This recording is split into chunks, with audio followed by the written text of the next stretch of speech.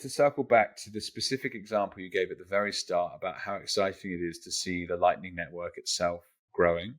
Yeah. And I completely agree. I saw some stuff around this report of 9% that Block were generating out of their Lightning nodes. Mm-hmm. Teach me a bit more about that, because I haven't really looked into it myself at this stage.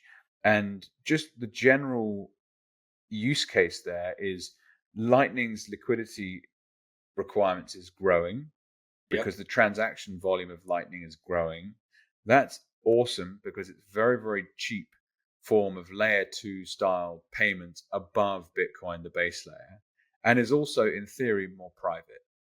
Run me through that use case and why it's so cool. One of the reasons Lightning's so exciting is because it's fun dunking on people that have just been fudding it for years. People love Yeah. to it, and Lightning doesn't work. Oh, yeah, crap, Lightning mate. doesn't work. It's a failure, right? It's like bullshit. You're just okay. What do you focus on now? Let me guess. You probably have some other crypto L2 bullshit that Yeah. get out of here. It's ridiculous. And they can kind of get away with it sometimes just because data is so historically hard to get from Lightning Network. You can't just go to a block explorer and look at all the activity that's happening on Lightning. It's there's no mempool. Yeah. Like you said, there's no mempool, so it's super private. That's the trade-off to the visibility of it. But Fidelity and Voltage earlier this year did a fantastic report on how the Lightning Network is fulfilling Bitcoin's original promise. And so we were able to get a bunch of attention around that. And we're still getting attention around that because data is so hard to come by, right? Mm. So it's just fun to prove people wrong. And that's another narrative in and of itself. But Lightning Network is, it's crucial for scaling Bitcoin from just a store of value to a medium of exchange, as I mentioned earlier.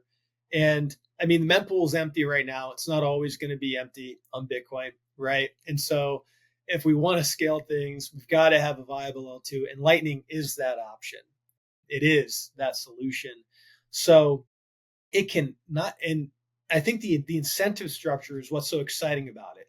You can commit your Bitcoin to Lightning. You can open channels, and it's going to grow the capacity of Lightning. And the more capacity of Lightning in Lightning that you have, the better the network will perform, right? The smoother it will be, the cheaper it will be.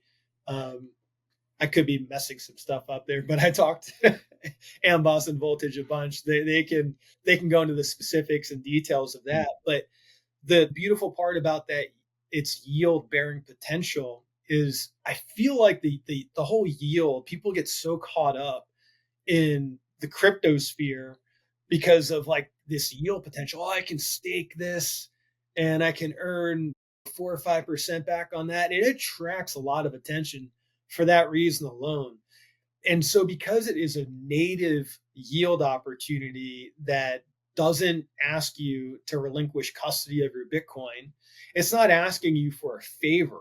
Trust me, bro. Yeah, trust me, bro. Please, you don't have to do any of that. You don't have to trust anybody, and you can still reap the rewards. You should be doing it from a selfish standpoint, right? You should be doing it from a mentality of, no, like I just want to earn yield, and I want to shift from a HODL only strategy as a Bitcoin treasury company or an exchange to a HODL plus earn strategy without any of the risk, And hey, I guess it improves the performance of the Lightning Network as well. It's a really exciting thing to me. And, Lightning Network is tough too. So it's like I've tried managing channels before and forced closures and stuff. And it's a lot for me personally. I'm a non-technical Bitcoiner, but I think that actually creates the space for companies like Amboss and companies like Voltage and other leaders in the Lightning Network to offer these kind of turnkey services that just make it easier, Well, absolutely. That's the cool bit. It's like, okay, this is really hard to figure out. If I figure it out, could I productize it? Right. Well, yes. And here is the answer. I'm going to be researching the Rails product, once this call's finished, because I'll connect with Jesse. He'll tell you all about it. And awesome. Well, and hopefully get him on the podcast and stuff. So, Yeah, in some ways, I think this whole yield discussion is a hangover from the traditional finance industry that we grew up with. I 100%. cannot value something unless I can see its cash flow.